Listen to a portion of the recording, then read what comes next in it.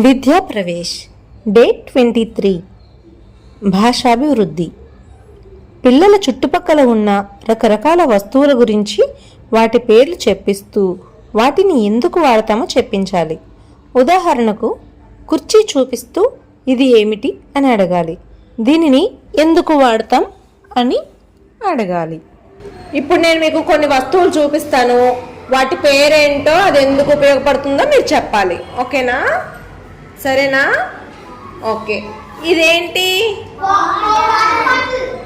Water bottle. పవిత్ర, ఇది దేనికి ఉపయోగపడుతుందో చెప్పు. వాటర్ వాటర్ తాగడానికి. ఓకే. రెహాన్సీ, ఇదేంటి? బెంచ్. బెంచ్ దేనికి?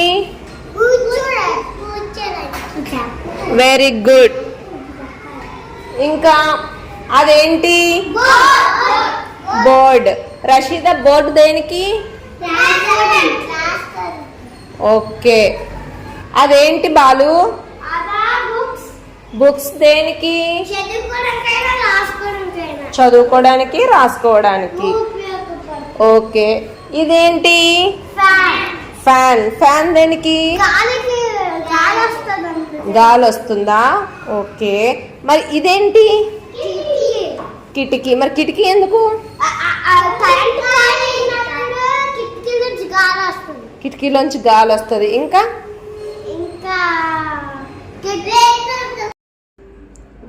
నెక్స్ట్ అభిజ్ఞాభివృద్ధి. మునుగుట, తేలుట. ఈ కృత్యం సహాయంతో మునుగుట, తేలుట వ్యత్యాసం తెలుసుకోవడం, కొన్ని వస్తువులను ఇచ్చి ఒక పెద్ద గిన్నెలో నీళ్లు పోసి నీళ్ళలో మునిగినవి, తేలినవి గమనించమనాలి. ఎందుకు మునిగిందో, ఎందుకు తేలిందో చెప్పమనాలి. ఉదాహరణకు చిన్న రాయి, చెక్క, స్పాంజి, వంకాయ, బూర, నూనె, బియ్యం, మట్టి ఇలా మొదలైనవన్నీ వాడడం ద్వారా ఈ కృత్యాన్ని చేయవచ్చు. పవిత్ర, నీ చేతిలో ఏముంది? కప్పు. వెయ్. Water bottle cap. Very good. Rehansi, నీ చేతిలో ఏముంది చూపించు. స్పాంజ్. సో స్పాంజ్ అందులో వేసి నీటిలో వేస్తే మునుగుతుందో తేలుతుందో చూద్దాం. ఓకేనా? వేసేయండి. తేలుతుందా? ఓకే. ప్రణీత, నీ చేతిలో ఏముంది? రాయి ఉందా? రాయిని నీటిలో వేస్తే ఏమవుతుందో చూద్దామా? వెయ్యి. ఏమైంది? రషీదా, నీ చేతిలో ఏముందో చూపించు. ఆకు. ఆకుని వాటర్లో వేస్తే ఏమవుతుందో చూద్దామా? ఏమవుతుంది? తేలుతుంది.